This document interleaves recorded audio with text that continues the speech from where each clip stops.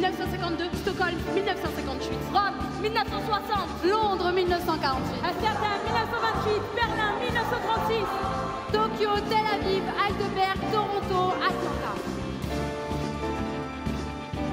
bousculer les codes, devancer les modes, s'imposer, être présent même si on n'est pas invité, s'imposer, participer, se dépasser et gagner. À 10 ans, je savais à peine marcher. À 20 ans, j'étais la femme la plus rapide du monde. Wilma Rudolph, née le 23 juin 1940, Clarksville, États-Unis. Je suis née prématurée dans le ghetto. Je pesais moins de 2 kilos. À 4 ans, j'ai eu la polio. L'hôpital était réservé aux blancs. Le médecin a dit que je ne remarcherais plus jamais. Wilma Rudolph, première américaine à remporter 3 médailles d'or en une Olympiade.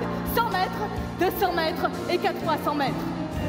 On m'a déclarée morte, emmenée à la morgue suite à un grave accident d'avion. Betty Robinson, née à Riverdale aux États-Unis en 1911. Première femme médaillée olympique de l'histoire des Jeux à 16 ans. C'était avant mon accident. On m'a dit que je ne pourrais peut-être plus remarcher. Ça m'a pris 2 ans. J'ai pas lâché. En 1936, deuxième médaille d'or pour Betty Robinson, 5 ans après son accident. C'est les modes, s'imposer, être présent même si on n'est pas invité, s'imposer, participer, se dépasser et gagner. Je suis une compétitrice. À 19 ans, j'ai eu la colonne vertébrale brisée dans un accident. Margaret Harriman, née vers 1928 en Angleterre. 11 médailles d'or, dont 8 en tir à l'arc aux Jeux paralympiques. On ne voulait pas que je cours parce que j'étais une femme. Stamata Revizzi, née en 1866 à Syros, en Grèce. Première marathonienne de l'histoire des Jeux olympiques modernes. Les femmes n'étaient pas invitées au premier JO de Pierre de Coubertin. Personne ne pensait alors qu'une femme était capable de courir depuis la ville de Marathon jusqu'à Athènes. J'ai prouvé le contraire en 5h30, le lendemain de la course officielle. Le premier marathon féminin sera organisé presque un siècle plus tard au JO de Los Angeles en 1984. Ça paraît dingue. Au début, les femmes n'avaient pas du tout le droit de participer. Oui, c'est tout à fait exact. Il n'y avait que 2% de femmes au JO en 1900. L'époque avait du mal à concevoir les femmes ailleurs qu'à la maison. Les femmes ont dû se battre pour en être. Elles ont organisé des mondiaux féminins et ont dû prouver qu'elles étaient tout à fait capables, quelle que soit la discipline. Aujourd'hui, elles sont la moitié des participants. Et oui, normal, la moitié de l'humanité aussi.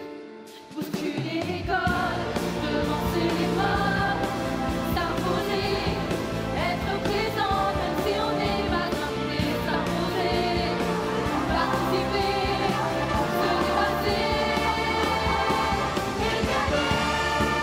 C'est pas pour parce que j'étais une mère. Fanny Blankers-Cohen, née en 1918 aux Pays-Bas. 4 médailles d'or en 1948 aux Jeux de Londres. Fanny avait 30 ans et 2 enfants. On l'a insultée, traitée de mère indigne, une femme au sprint et en plus une mère de famille. Cela n'était pas envisageable pour un certain nombre de gens bien pensants. J'ai été désignée meilleure athlète du XXe siècle aux côtés de Carl Lewis. Je suis cavalière. Lise Artel, née le 14 mars 1921 à Elrup, Danemark. Première femme à avoir remporté une médaille olympique en équitation. À 23 ans, enceinte de mon deuxième enfant, j'ai été frappée par la poliomyélite. C'était en 1944. On me dit alors que je ne pourrais plus jamais remonter sur un cheval. En effet, je serais paralysée toute ma vie, au-dessus des genoux. Et pourtant, 8 ans plus tard, première médaille en 1952 à Helsinki. Deuxième médaille en 1956 à Stockholm. J'ai réussi à diriger mon cheval avec le poids de mon corps. On m'avait porté pour me mettre en selle. Quand on m'a porté ensuite, c'était pour monter sur le podium. Bousculer les codes, devancer les modes, ne rien lâcher, ma vie a été inscrite. À force de rêver, à force d'insister, à force de s'entraîner. Donc la réalité, ne sous-estimez jamais le pouvoir des rêves. Et la ténacité. Micheline Ostermayer, première athlète française championne olympique. Née en 1922 dans le nord de la France, elle remporte 3 médailles en 1948 aux Jeux de Londres, dont 2 en or au lancer du disque et du poids. J'aime passionnément l'athlétisme. toutes les disciplines. Mais je suis avant tout concertiste. Je suis pianiste. Et le soir de sa victoire au lancer du poids, Micheline donne un récital au Royal Albert Hall devant la délégation française